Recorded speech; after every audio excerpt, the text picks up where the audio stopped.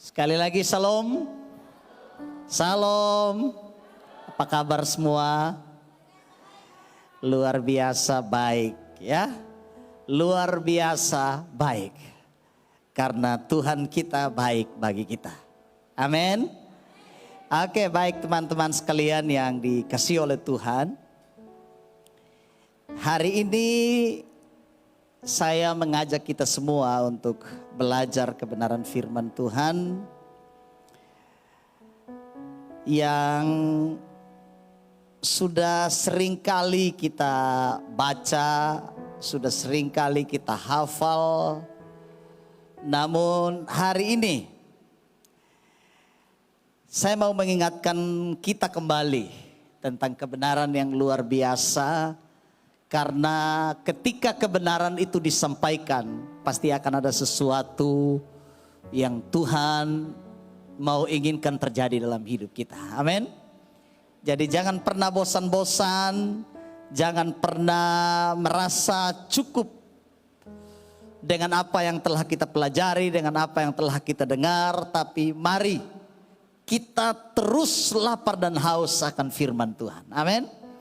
Bilang sama teman di samping kiri kanan, kamu harus terus lapar dan haus akan firman Tuhan. Iya, baik teman-teman sekalian, tema kita hari ini adalah, tema khotbah hari ini adalah mengenai buah roh dalam hidup kita. Itu temanya. Jadi kita masih berbicara soal seputaran kesehatan rohani. Kesehatan rohani. Dan subtemanya adalah buah roh dalam hidup kita. Saya ajak kita semua baca di dalam Galatia pasal yang kelima. Ayat 22 hingga ayat yang ke-26. Galatia 5 ayat 22 hingga ayat yang ke-26. Kita akan sama-sama baca firman Tuhan ini. Saya hitung 1, 2, 3. Tetapi buah roh ialah kasih, sukacita, damai sejahtera, kesabaran, kemurahan, kebaikan, kesetiaan, kelemah lembutan, penguasaan diri. Tidak ada hukum yang menentang hal-hal itu. Barang siapa menjadi milik Kristus Yesus, ia telah menyelipkan daging dengan segala hawa nafsu dan keinginannya. Jikalau kita hidup oleh roh, baiklah hidup kita juga dipimpin oleh roh. Dan janganlah kita gila hormat, janganlah kita saling menantang dan saling mendengki. Amin buat pembacaan firman Tuhan ini. Teman-teman sekalian, adik-adik sekalian yang dikasihi oleh Tuhan. Anak-anak muda yang sehat itu adalah anak-anak muda yang berbuah. Amin. Bilang sama teman di samping kiri kanan, kamu sehat, kamu berbuah. Iya. Jadi sekali lagi, anak-anak muda yang sehat adalah anak-anak muda yang berbuah. Lalu mungkin adik-adik bertanya, apa sih maksudnya berbuah itu? Saya kasih bahasa yang lebih sederhana lagi. Buah itu bicara kualitas. Amin. Jadi sekali lagi, anak-anak muda yang sehat adalah anak-anak muda yang berkualitas. Bilang sama teman di samping kiri kanan. Kamu muda, kamu berkualitas. Bilang. Ayo bilang. Kamu sehat, kamu muda, kamu berkualitas. Jadi malam ini kita bicara soal anak-anak muda yang berkualitas. Saya percaya semua yang ada di sini malam ini adalah anak-anak muda yang memiliki kualitas yang luar biasa. Teman-teman sekalian yang dikasihi oleh Tuhan, firman Tuhan berkata begini, tetapi buah roh ialah kasih, Di sini sukacita, damai sejahtera, kesabaran, kemurahan, kebaikan, kesetiaan, kelemah lembutan, penguasaan diri. Buah roh, bukan buah-buah roh, bukan ya, tapi buah roh. Artinya satu saja. Jadi bukan buah-buah roh, tapi buah roh. Kalau dalam terjemahan bahasa Yunaninya, itu bentuk, kalau kata buah itu bentuknya tunggal. Artinya satu saja.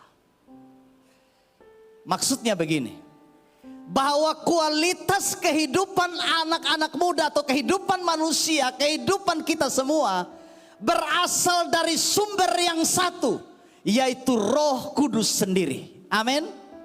Amin. Jadi sumber kita berasal dari satu saja, yaitu Roh Kudus.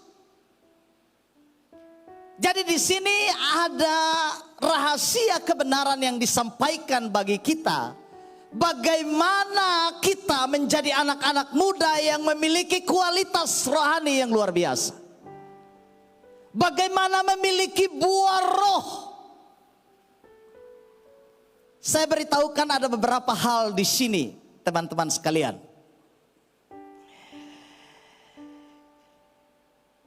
Yang pertama di sini dikatakan ayat 24, barang siapa menjadi milik Kristus, ia telah menyelipkan daging dengan segala hawa nafsu dan keinginannya. Hidup yang berbuah, hidup yang berkualitas harus dimulai dari diri kita yang menjadi milik Kristus. Amin. Amin.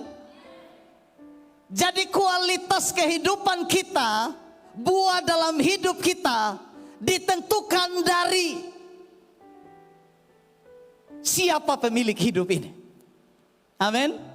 Kalau Yesus Kristus adalah pemilik hidupmu, berarti kualitas hidupmu adalah kualitas surgawi. Amin. Amin. Bilang sama teman di samping kiri kanan, kualitasmu adalah kualitas surgawi. Karena engkau milik Kristus, engkau milik Yesus. Jadi kualitas hidup kita adalah kualitas surgawi, bukan kualitas duniawi. Ini yang paling penting dipahami oleh anak-anak muda. Jadi siapa pemilik hidup kita? Saya ulang lagi, menentukan kualitas hidupmu. Dunia yang memiliki hidupmu, kualitas hidupmu berbeda. Karena dikatakan, nanti kalian baca di ayat berapa itu? Ayat 19 dan seterusnya di situ. Perbuatan daging telah nyata, yaitu ini dan ini. Semua di situ dibaca saja. Kalau hidupmu milik dunia, kualitas hidupmu adalah kualitas kedagingan. Amin. Iya. Tapi kalau hidupmu milik Kristus, kualitasmu pasti berbeda. Kelasnya berbeda. Bukan kelas dunia, tapi kelas surga. Haleluya. Amin. Iya. Coba tanya di teman di samping kiri kanan, kamu milik siapa sih? Kamu milik siapa sih sekarang? Milik dunia kah atau milik tetangga sebelah?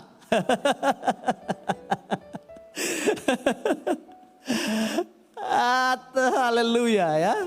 Kita milik surga atau milik dunia? Bukankah saya milik orang tua saya?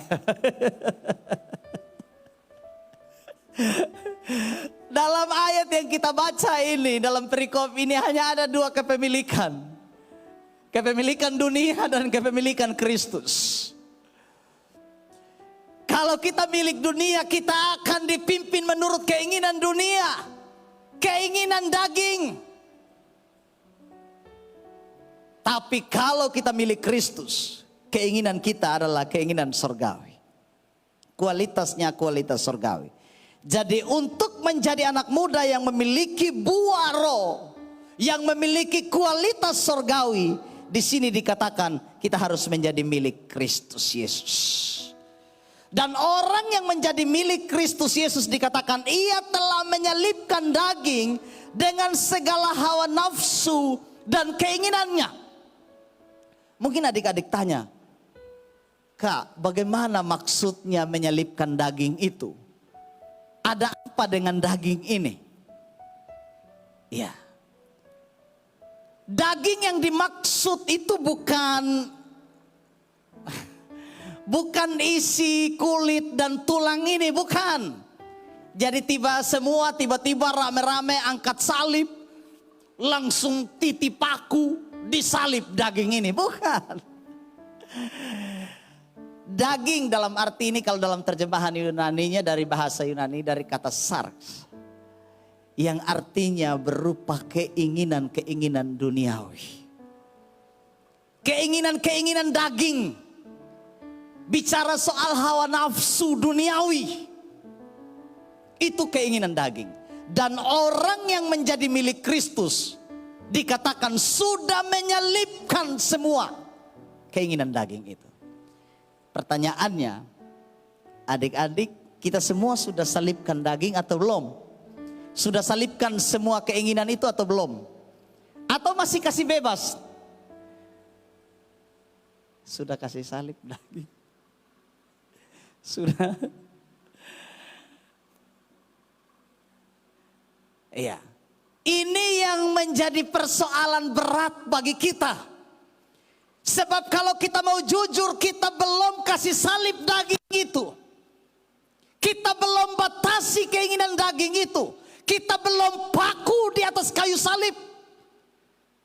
Dengar, Tuhan Yesus Kristus mati tersalib itu karena keinginan daging dari manusia. Amin. Keinginan daging dari manusia. Jadi kalau Kristus telah menyelipkan daging di atas kayu salib, berarti seluruh keinginan kita sudah tersalib bersama dengan Kristus di atas kayu salib. Jadi orang-orang yang menjadi milik Kristus yang tersalib itu, berarti keinginannya juga turut tersalib. Amin. Amin. Iya. Hanya saja kita belum tulus menyelipkan. Masih terlalu enak mungkin menikmati keinginan daging ini. Betul tidak adik-adik? Betul tidak? Ya. Masih lebih enak mungkin melakukan dosa. Terlalu enak dosa itu ditinggalkan, kira-kira begitu. Bicara lebih vulgar ya. Kalau keinginan daging bicara aja langsung dosa begitu ya. Dosa itu terlalu sulit untuk ditinggalkan. Terlalu susah untuk ditinggalkan. Kita masih lebih senang melakukan itu daripada menyelipkannya, daripada menyelesaikannya, daripada meninggalkannya. Ciri khas milik Kristus berarti menyelipkan keinginan daging dengan segala hawa nafsunya. Amin.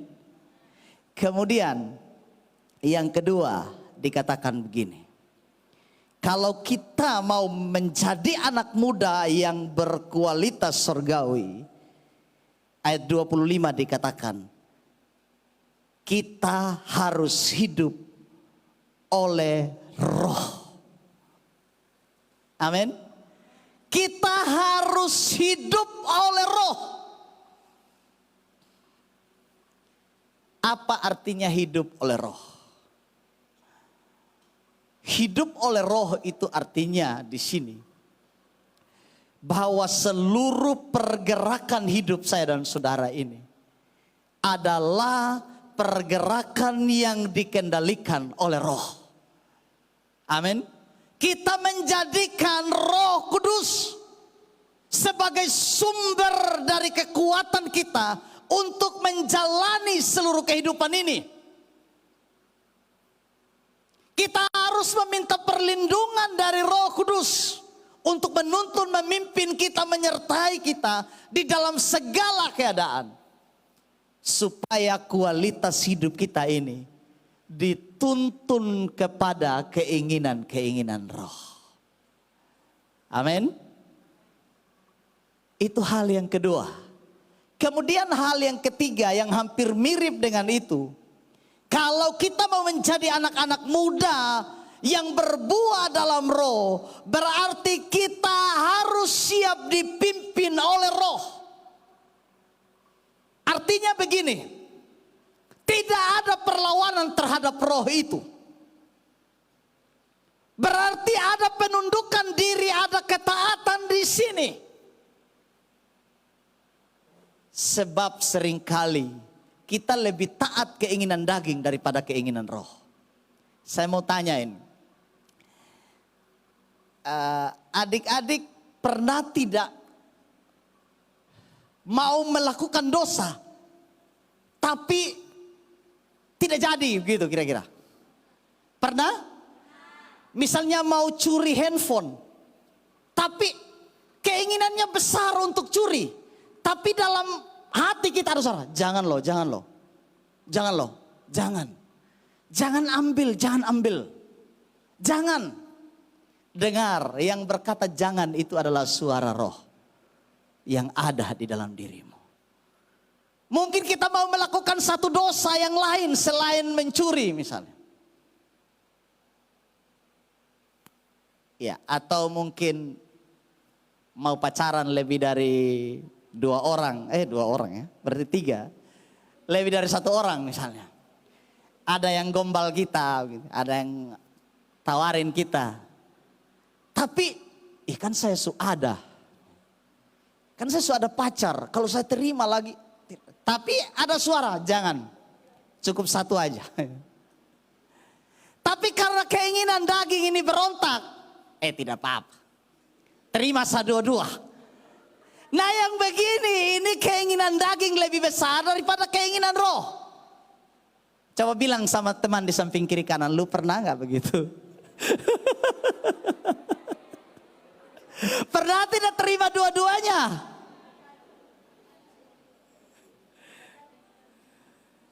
Atau tidak jadi deh? Tidak jadi. Jadi? Nah ini dia. Keinginan daging kita lebih besar dari keinginan Roh. Roh bilang jangan, tapi kita melawan. Kita melawan. Ya. Tahu tipu itu dosa, tapi masih tipu juga. Mama tanya, lu dari mana tadi? Tidak, mama di gereja. Hah, di gereja? Iya, ma, di gereja ada ibadah youth. Tapi pas mama lewat, tadi lu ada di taman kota. Tidak, ma, mungkin itu orang lain. Tahu-tahu itu dia betul ada di taman kota, tapi kasih taunya ada di gereja. Tapi saya percaya di sini, di gereja, amin. Di taman kota, tidak ada yang salah dengan taman kota, tidak ada. Tidak ada yang salah. Yang salahnya adalah di taman kota bilang ada di gereja, itu yang salah. Taman kota sih bagus kan, sering perayaan di taman kota kan, tidak apa-apa kan, tidak apa-apa. Hanya yang salahnya itu saja tadi. Jadi di sini teman-teman sekalian, kualitas kita harus benar-benar menjadi kualitas yang lahir dari pimpinan Roh Kudus. Ada roh penundukan diri di dalam diri kita. Ada sikap taat di dalam diri kita. Baik kepada pimpinan kita, kepada orang tua, kepada guru, kepada kakak, kepada adik. Taat tidak kepada adik? Taat ya? Taat juga ya? Kalau adik perintah taat juga kan? Taat kan? Jangan sampai gini, lu nih, saya yang kakak kok perintah-perintah. Dengar adik-adik, Orang yang dipimpin oleh Roh, perhatikan di sini. Ayat 26. Dan janganlah kita gila hormat. Orang yang dipimpin oleh Roh tidak gila hormat. Hanya minta dihormati tapi tidak tahu menghormati. Anak ini gila hormat. Siapa di sini yang lebih suka dihormati? Kalau muncul dia orang harus selamat pagi duluan atau selamat siang, atau harus ucapkan salam baru ya. Salam Kak. Salam. Kalau orang tidak tegur dia tidak akan tegur. Ya. Dengar, orang yang dipimpin oleh Roh itu tidak gila hormat. Tidak gila hormat. Artinya begini, saling menghargai, saling menghormati satu dengan yang lain. Tidak minta dilayani, tapi dia juga turut melayani orang lain. Tidak mementingkan diri sendiri, tidak egois. Tapi saya percaya di sini tidak ada yang egois. Amin. Amin. Tidak ada, tidak ada. Tidak ada. Sudah dipimpin Roh. Amin. Haleluya, harus amin. Ini perkataan-perkataan yang positif, harus amin. Jadi orang yang dipimpin Roh tidak gila hormat. Memang istilah gila hormat di sini itu menunjukkan kepada kesombongan diri yang berlebihan dan minta untuk disanjung, diangkat dan dihargai. Dengar, buah Roh itu adalah kelemah lembutan juga. Amin. Kesabaran, kebaikan, kemurahan hati. Ya. Kan banyak orang kalau diangkat baru dia semangat. Begitu kan? Dihormati baru, wah. Dengar, kamu mau dihormati atau tidak dihormati, kualitasmu tetap sama. Amin. Amin. Mungkin orang tidak peduli engkau, mungkin orang tidak menghormati engkau, tapi kualitasmu tetap sama. Tidak akan ada yang berbeda dari hidupmu. Orang-orang yang dipimpin Tuhan, dipimpin Roh Allah, tidak akan ada perbedaan kualitas dalam hidupnya. Dia dihargai atau tidak, dihormati atau tidak, dikasihi atau tidak, dia tetap memiliki kualitas surgawi. Katakan amin. Itu anak-anak muda yang luar biasa. Mau dihina juga, amin. Amin. Mau direndahkan juga, tetap katakan terima kasih Kak. Ada yang begitu? Ini anak, makasih Kak. Ada, ini anak, lu bilang apa? Apa? Hah? Apa? Lu coba sentuh sini, sentuh. Lu raba sini.